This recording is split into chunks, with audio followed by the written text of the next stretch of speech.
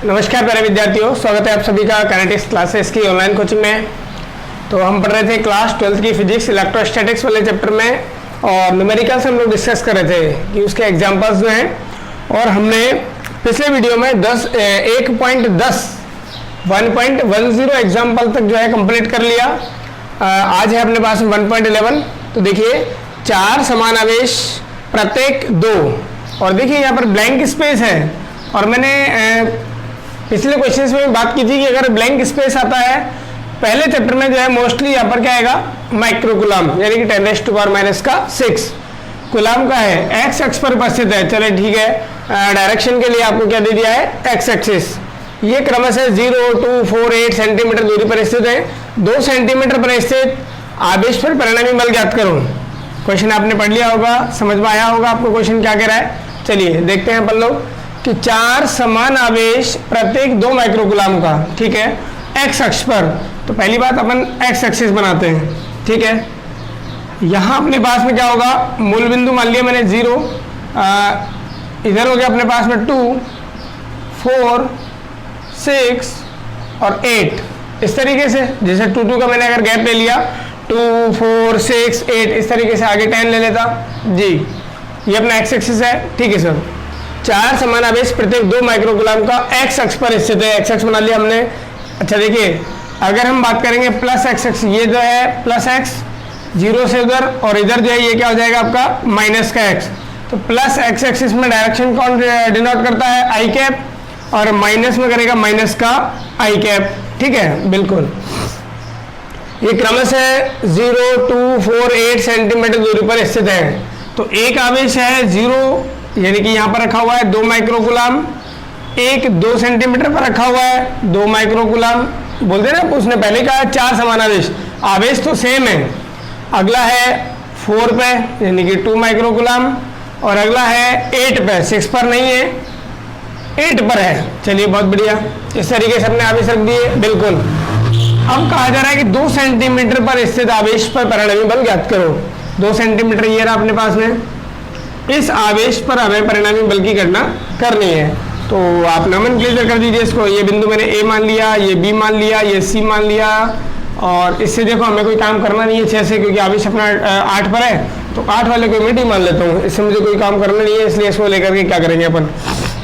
तो देखिए कि बी बिंदु पर आपको परिणामी बल ज्ञात करना है। तो पहली बात हमने आपको जब ये कहा था इक्विवेलेंट फोर्स अगर आपको फाइंड करना है या परिणामी बल निकालना है, तो पहले जिस बल पर जिस आवेश पर निकालना है ना, उस आवेश पर आप जितने भी बल लग रहे हैं पहले उनको लिखिए कि बी बिंदु पर बल कौन कौन लगा रहा है और उनकी दिशा क्या है, फिर हम लोग परिणामी निकालेंगे।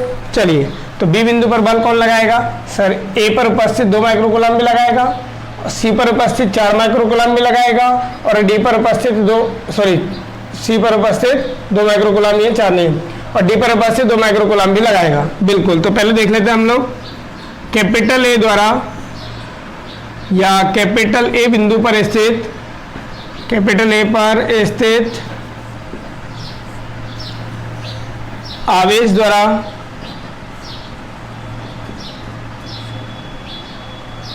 बी पर बल, कितना विद्युत बल लगेगा हम उसकी बात करेंगे। तो यहाँ देखिए इस तरीके से है, ये ए बिंदु है, ये बी बिंदु है, और यहाँ पर भी 2 माइक्रोकुलाम है, और यहाँ पर भी 2 माइक्रोकुलाम है। बीच की दूरी 0 से 2 के बिटवीन कितना होगा, 2 सेंटीमीटर, बिल्कुल 2 सेंटीमीटर का इनके बिटवीन डिस्टेंस है।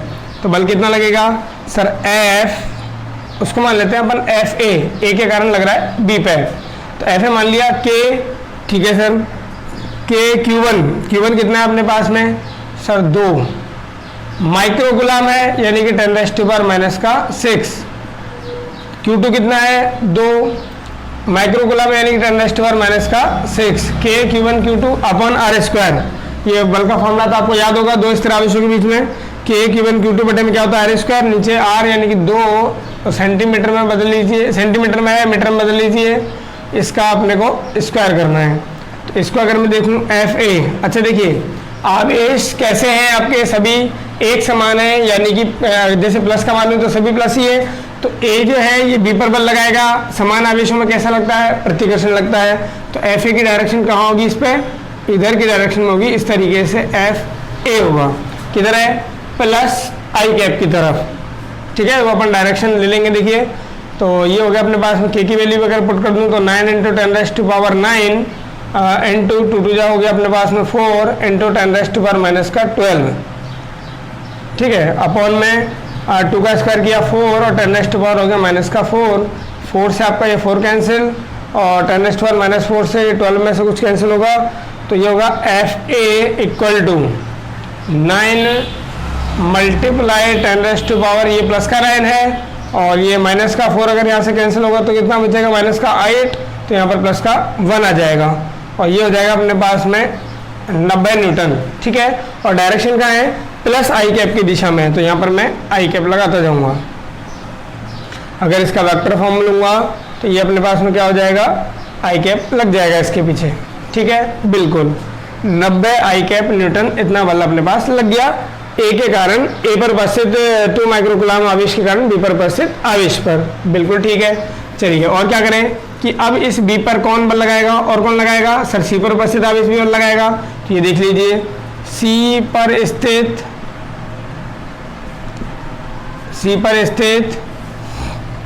आवेश के कारण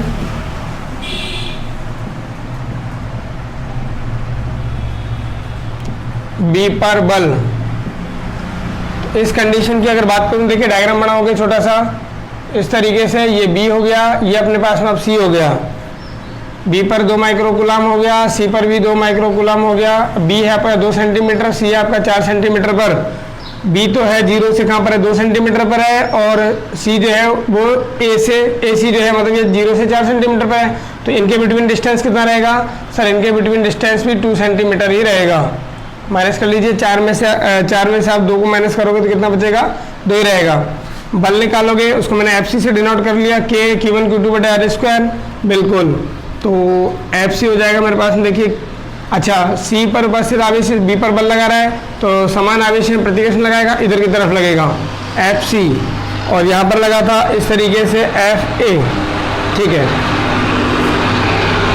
के यानी कि 10⁻9 इंटू 10⁻9 हो गया, और Q1 का काम करेगा 2 माइक्रोकुलाम यानी कि 2 इंटू 10⁻⁻6, और Q2 का काम करेगा 2 इंटू 10⁻⁻6 अपॉन 2 सेंटीमीटर, यानी कि इसका स्क्वायर करूंगा तो 2 इंटू 2 इंटू 10⁻⁻4 सेंटीमीटर को मिलीमीटर में कन्वर्ट करके और उसका स्क्वायर करके सेम टू सेम ऐसे आएगा। बिल्कुल, एफ सी इक्वल टू यहाँ से आपको दिख रहा है कि 2 कैंसिल हो गया, -4 से ये कैंसिल हो गया तो -2 बचेगा, -2 और ये माइनस का 8 हो जाएगा। 10⁻⁻8 और 10⁻⁻ प्लस का 9, तो ये फिर से 9 इंटू 10 करोगे तो 90, तो ये 90 है। ठीक है, न्यूटन। आप डायरेक्शन देख लेते हैं, तो सी जो है ये बी पर बल लगाएगा इधर, यानी कि एफ सी लगेगा आपका इधर। ठीक है, और ये किधर आ रहा है आपका, माइनस आई कैप दिशा की तरफ आ रहा है, माइनस आई कैप दिशा की तरफ इतना बल लगेगा अपने पास एफ सी। चलिए, और कौन बल लगाएगा बी पे, तो कौन रह गया है, डी पर उपस्थित जो आवेश है वो भी लगाएगा। तो उसके लिए अपन उसको यहाँ लिख देते हैं, देखिए डी पर स्थित आवेश के कारण बी पर बल, डी पर उपस्थित आवेश के कारण बी पर कितना बल लगेगा, तो इन दोनों के बिटवीन देखिए आप डायग्राम थोड़ा सा बनाओगे छोटा सा, देखिए यहाँ मैंने बी मान लिया, यहाँ पर मैंने डी मान लिया, इस पे भी 2 माइक्रोकुलाम और इस पर भी 2 माइक्रोकुलाम, दोनों के बिटवीन डिस्टेंस कितना होगा, तो देखिए ये 0 से 8 सेंटीमीटर पर है, ये 0 से 2 सेंटीमीटर पर है, तो बीच का कितना रहेगा, 8 माइनस का 2 करोगे तो कितना आएगा, 6 सेंटीमीटर। तो इनके बिटवीन जो डिस्टेंस है ये रह जाएगा अपना 6 सेंटीमीटर। तो बल देखोगे तो बल को मैंने डिनोट कर लिया एफ डी से, डी पर उपस्थित आवेश के कारण बी पर बल, सजातीय आवेश में प्रतिकर्षण लगेगा इस तरीके से एफ डी माइनस आई कैप की दिशा में, तो एफ डी हो जाएगा के यानी कि 10⁻⁻9 इंटू 10⁻⁹ इंटू Q1 हो गया यानी कि 2 इंटू 10⁻⁻6, Q2 यानी कि 2 इंटू फिर से 10⁻⁻6, क्योंकि माइक्रोकुलाम है, माइक्रो डालेंगे 10⁻�6, और बीच की दूरी कितनी अपने पास में 6, इसका क्या करोगे होल स्क्वायर 6 सेंटीमीटर यानी 6 इंटू 6 इंटू 10⁻⁴। वो कैसे आया सर 4, तो आपको मालूम है कि सेंटीमीटर में था लेंथ, सेंटीमीटर को मीटर में कन्वर्ट करने के लिए 10⁻⁻2 और उसका फिर स्क्वायर करूंगा तो 10⁻⁻4 हो गया। देखिए आगे 2 से अगर मैंने 6 को कैंसिल आउट किया 3 टाइम हो गया, 2 से अगर मैंने 6 को कैंसिल आउट किया 3 टाइम हो गया, 3 से 9 को कैंसिल किया 3 टाइम और फिर 3 से 3 कैंसिल कर दिया। तो ऊपर अपने पास में क्या रहा 10 रेज़ टू पावर, देखिए -10 रेज़ टू पावर -4 है, 10 रेज़ टू पावर माइनस का 6 है, तो ऊपर ये रहेगा आपका 10 रेज़ टू पावर माइनस का 8 हो जाएगा दोनों, और प्लस का 1 तो यहाँ 10 ही हो गया, यानी कि 10 न्यूटन का बल लगेगा। अच्छा सर, और इसका जो डायरेक्शन है वो क्या रहेगी -i कैप की डायरेक्शन में रहेगी। इस तरीके से ये FD आ गया अपने पास कि डी पर उपस्थित आवेश जो है इसको क्या करेगा, बी पर उपस्थित आवेश को प्रतिकर्षित करेगा इधर। ये हो गया बिल्कुल। तो ये अपने को यहाँ तक समझ में आ गया होगा। थोड़ा सा मैं ऊपर से रफ कर देता हूँ ठीक है। क्वेश्चन तो आपने देख लिया है, उतार लेना थोड़ा पीछे स्क्रीनशॉट लेकर के। देखिए अब हम बात करें बी बिंदु पर, जो बी बिंदु है, बी बिंदु की अगर हम लोग बात करें तो बी बिंदु पर हमने देखा कि ए ने बल लगाया था इधर, ये हो गया अपने पास में एफ ए, और सी और डी ने बल लगाया था इधर एफ सी और एफ डी, ये था। तो बिंदु बी पे जो बल लग रहे हैं वो कहाँ लग रहे हैं कि 2 बल तो एक दिशा में और 2 बल सॉरी एक बल इधर दिशा में है, मतलब ये बल और ये बल ये क्या है आपस में विपरीत दिशा में। तो नेट अगर निकालूंगा एफ नेट क्या आएगा, तो एक तरीके से तो आप या तो हम सदिश निरूपण जो अपन अध्यारोपण के सिद्धांत पढ़ते हैं, सदिश जो फॉर्म पढ़ते हैं कि अध्यारोपण के सिद्धांत के अनुसार किसी आवेश पर परिणामी बल का मान उस आवेश पर लगने वाले बलों के सदिश योग के क्या होता है, बराबर होता है। एक तो ये कर लेते हैं अपन। तो यहाँ पे एफ नेट अगर निकालेंगे बी पे तो देखिए यहाँ पर एफ ए आएगा, F2 की जगह एफ सी आ जाएगा, F3 की जगह एफ डी आ जाएगा। तो एफ ए कितना है अपने पास में सर 90 और आई कैप प्लस एफ सी कितना है सर 90 है लेकिन माइनस का आई कैप, और एफ डी जो है ये कैसा है प्लस का 10 माइनस का आई कैप। इस तरीके से ये होगा अपने पास में 90 आई कैप माइनस का 90 आई कैप माइनस का 10 आई कैप, ये कैंसिल आउट हुआ, फाइनली आ जाएगा अपने पास माइनस का 10 आई कैप, यानी कि 10 न्यूटन का बल लगेगा और माइनस आई कैप डायरेक्शन में लगेगा। यानी कि बी बिंदु पर जो परिणामी बल है इधर की तरफ आएगा, कितना आएगा 10 न्यूटन, और किस डायरेक्शन में माइनस आई कैप के डायरेक्शन में। क्लियर हुआ आप सभी को? चलिए देखिए विद्यार्थियों 1.11 हमने एग्जाम्पल जो है वो कंप्लीट कर लिया, और 1.12 एग्जाम्पल मैंने आपको पीछे वाली वीडियोस में करा रखा है, आप ध्यान से देखिए, जहाँ पर मैंने स्क्वायर का कॉन्सेप्ट और जो आपका समबाहु त्रिभुज है और वर्ग है इसका कॉन्सेप्ट जहाँ पर मैंने आपको समझाया है, वहाँ पर वर्ग का मैंने आपको क्वेश्चन अच्छे तरीके से बहुत बढ़िया तरीके से समझा रखा है। तो आप 1.12 एग्जाम्पल जो है वो पीछे वाले वीडियो से कंप्लीट करिए। आगे हम क्वेश्चन करते हैं 1.13। ये जो एग्जाम्पल है थोड़ा सा 1.12 के जैसे 1.11 के जैसा ही है, यानी 1.11 जो कराया हमने अभी उसके जैसा ही है, लेकिन इसमें एक कॉन्सेप्ट बहुत इंपॉर्टेंट है, इसलिए मैं ये क्वेश्चन करा रहा हूँ। इसमें एक मैथमेटिकल जो अपनी एक्सरसाइज है गुणोत्तर श्रेणी वो थोड़ी काम आती है, इसलिए मैं क्वेश्चन करा रहा हूँ। ठीक है, बायो वाले बच्चों को ज़्यादा इसमें प्रॉब्लम आती है, तो समझिएगा आप। 4 वही खाली ब्लैंक स्पेस दिया हुआ, खाली स्थान दिया है, तो इसकी जगह अपन क्या लगा लेंगे माइक्रो। चलिए 4 माइक्रो गुलाम के अनंत आवेश, यहाँ पे क्या है कि आवेशों की संख्या अनंत दे दी। हमें पहले क्या कहा गया था, पहले तो हमें केवल 4 आवेश ही रखे थे, लेकिन यहाँ पर कितने आवेश रख रहा है, वो अनंत आवेश रख रहा है, और सभी आवेशों की वैल्यू कितनी है 4 माइक्रो गुलाम है, और वही एक्स एक्स पर रखा हुआ है। कहाँ कहाँ रखें, इस तरीके से 1 मीटर 2 मीटर 4 मीटर 8 मीटर, आगे जो है वो 16 मीटर, उसके बाद 32 मीटर, इस तरीके से डबलिंग कर रहा है। देखिए 1 का डबल 2, 2 का डबल 4, 4 का डबल 8, 8 का डबल क्या होगा 16 होगा, इस तरीके से पर रखे। इन आवेशों के कारण मूल बिंदु पर ओरिजिन पॉइंट पर आपको रखे 1 कूलम आवेश पर परिणामी बल ज्ञात करना है। फिर से वही प्रोसेस हम लोग अपनाएंगे थोड़ा सा, कि अपन इस तरीके से क्या बना लेंगे, एक्स एक्सिस बना लेंगे। चलिए बहुत बढ़िया, यहाँ पर हमने क्या मान लिया कि ये मूल बिंदु है, यहाँ पर हमने क्या मान लिया है मूल बिंदु ओरिजिन पॉइंट 0 जी, और इस पर कितना आवेश रखा भाई, इस पे आवेश रख दिया है मूल बिंदु पर हमने 1 कूलम।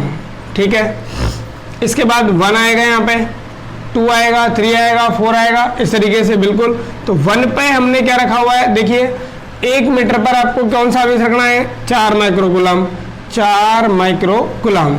इसके बाद कहाँ रखना है, 2 पर रखना है, 2 भी कहीं ना कहीं इधर आ गया, ठीक है सर, यहाँ पर रख दिया हमने 4 माइक्रो कूलम।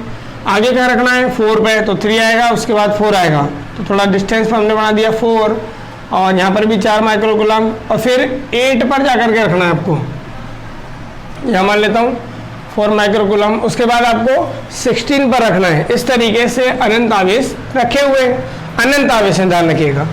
अच्छा सर, तो हमें निकालना है कि 1 कूलम जो ओरिजिन पॉइंट पर रखा है, इस पर परिणामी बल कितना आएगा। तो इस पर बल कौन लगाएगा सर, 1 सेंटीमीटर पर 1 मीटर पर उपस्थित आवेश है ये लगाएगा, 2 पर उपस्थित आवेश भी लगाएगा, 4 पर उपस्थित, 8 पर उपस्थित, 16 पर उपस्थित, ये सारे आवेश बल लगाएंगे। चलिए देखते हैं हम लोग। तो पहले हम लोग जैसे नाम दे दिया, मैं इसको ए, या नाम दे रहे हैं, इसको मतलब नहीं है, देखिए तो फिर भी ए, बी, सी, और इसको क्या दे लिया मैंने, डी। ए पर उपस्थित आवेश के कारण ओ पर या 1 कूलम पर बल, तो उसको मैंने मान लिया एफ ए। तो क्या आएगा सर, के आप जानते हो के Q1 Q2 बटे में क्या होता है, आर स्क्वायर, ये बल पढ़ा होगा आपने, बिल्कुल। और दोनों आवेशों की प्रकृति क्या है, सजाती है, तो ये 4 कूलम जो है 1 कूलम को क्या करेगा, प्रतिकर्षित करेगा, 4 माइक्रो कूलम 1 कूलम को प्रतिकर्षित करेगा। इस तरीके से ये एफ हो गया, बिल्कुल। बी पर उपस्थित आवेश जो है ये भी इसको क्या करेगा, प्रतिकर्षित करेगा, तो एफ भी इधर हो जाएगा। और ये सी पर उपस्थित आवेश भी इसको क्या करेगा, प्रतिकर्षित करेगा, और डी पर उपस्थित आवेश भी इसको क्या करेगा, प्रतिकर्षित करेगा। और भी आगे जो 16 पे बता रहा हूँ मैं, वो आवेश भी इसको क्या करेंगे, प्रतिकर्षित करेंगे। इसका मतलब ये जो बल लग रहे हैं ये सब के सब कहाँ आ गए, एक ही डायरेक्शन में आ गए। एफ की अगर बात करूँ कितना लगेगा इन दोनों के बिटवीन, के की वैल्यू आप जानते हो 9 × 10⁻⁹। अच्छा, Q1 कितना है 1, और Q2 कितना है 4 × 10⁻⁶ बटे में बीच की दूरी कितनी है, 1 मीटर है। देखिए तो 1 का स्क्वायर कर दूंगा तो कितना आएगा, 1 ही आएगा।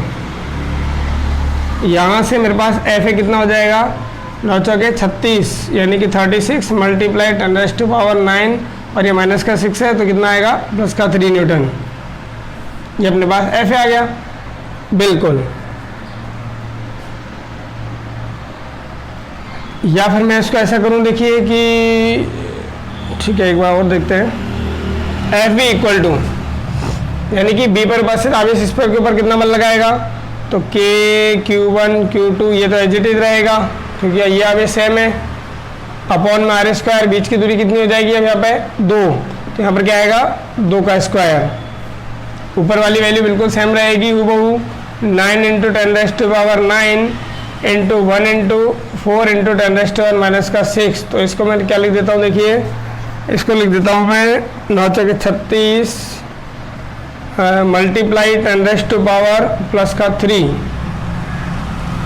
अपॉन में 2 का हमने क्या कर लिया है, स्क्वायर कर लिया है। और 2 का स्क्वायर कितना हो जाएगा अपने पास में, तो 2 के स्क्वायर की अगर बात करेंगे तो कितना हो जाएगा, 4 हो जाएगा।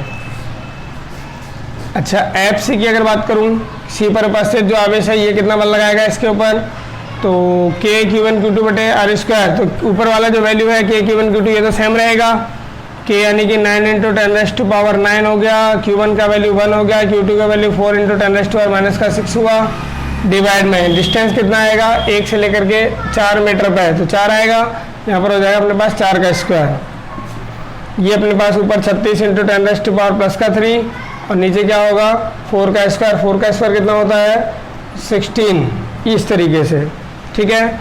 और एफ डी की अगर बात करेंगे तो एफ डी क्या रहेगा, तो ऊपर वाली वैल्यू फिर से सर सेम ही रहेगी, यानी कि 36 × 10⁻+3 रहेगा, डिवाइड में 1 और 8 मीटर के बिटवीन डिस्टेंस 8 हो गया, तो यहाँ पर नीचे क्या आएगा 8 स्क्वायर, ऊपर वाला वैल्यू सेम रहेगा, इसलिए 8 का स्क्वायर कितना होता है 64, मैंने लिख दिया।